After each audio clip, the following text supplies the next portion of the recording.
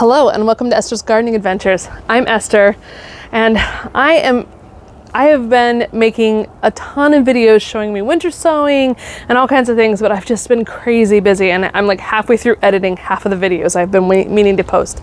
So I figured, since I'm doing some winter sowing right now and I'm about to take a jug I just finished up, this one on a guardsman onion, which is a bunching onion. Since I'm about to take this out and put it in the pile of jugs, I might as well give you an update on my winter sowing, how it's going, and also mention a question I've been hearing a lot about lately and just addressing it, which is this crazy weather we've been having this winter. A lot of you have been asking questions about, it's been really warm this winter. In this area, I've usually had at least 2 decent snows by now, and we've had like 1 light dusting. It's just a really warm winter. So people have been asking, should I hold off on winter sowing certain varieties over fear that they might sprout too early and then be threatened by the weather? Well, the good news is you don't need to hold off. You can winter sow any variety at any point in your season, even if the weather isn't fully behaving itself. And here's the reason why. The jugs themselves are about 10 to 15 degrees warmer inside. So if you have something on an average day compared to outside, so if you have something that isn't able to handle a frost, it'll generally be protected from the frost if it sprouts earlier than it might have if the winter were behaving more properly. Second of all, you may see some things that are not frost sensitive, that can handle a frost sprout a little earlier than normal. But the good news is they can handle a frost. They can't necessarily handle a deep extended freeze, but in that case you toss a blanket over them overnight. So really the worst you're gonna have to do is maybe do a little bit more babying of your jugs, maybe cover them up a couple more nights during a deep freeze if they've sprouted. But chances are, unless you've had a lot of nights and days with temperatures really warm in a consecutive order, as long as the nights are still chilly most of the time and the weather is only fluctuating, is not warm all the time, you're probably not going to have stuff sprout that isn't supposed to earlier than it would anyway. So don't worry, go ahead and do it. Worst case scenario, you have to do a little bit more babying, but you're safe to continue on. Going on, continue on, keeping on. That's the phrase. All right, let's take this over and let's take this jug over and we'll see how it's doing. I suspect, because it's about the time of year where I'm going to start to see some frost hardy seedlings sprout. So let's see if we're in luck. All right, here we go.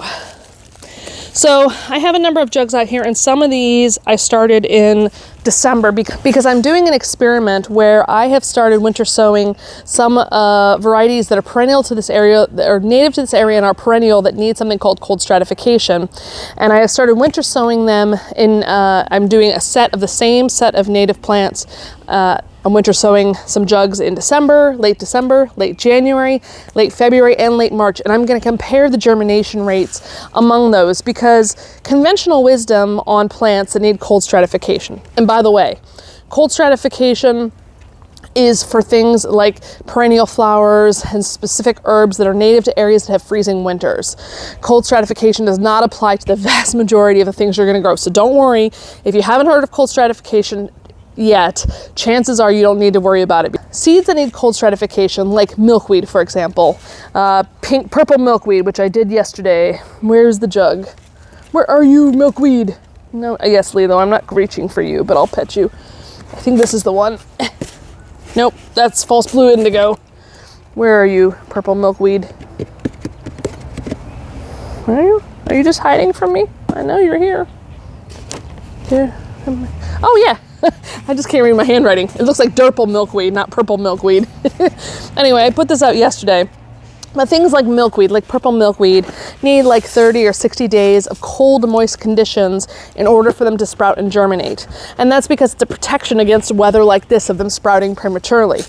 But see, the thing is with regular gardening, with conventional gardening and conventional ways of growing seeds, the going rule is they need a certain number of cold days, and if you don't get enough number of cold days, they're not going to sprout. Well, I'm not sure that's quite true with winter sowing, because I've winter sown things that need 60 days cold stratification at the end of February and still had them sprout here. Last year, for example.